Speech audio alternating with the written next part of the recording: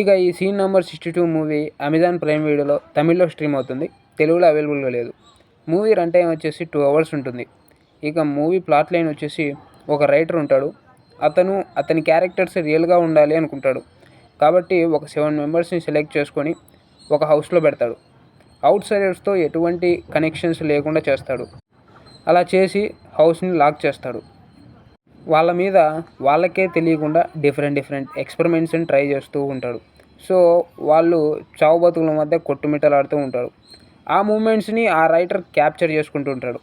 ఇక ఆ తర్వాత ఆ 7 మెంబర్స్కి ఏం జరిగింది అనేది స్టోరీ లైన్.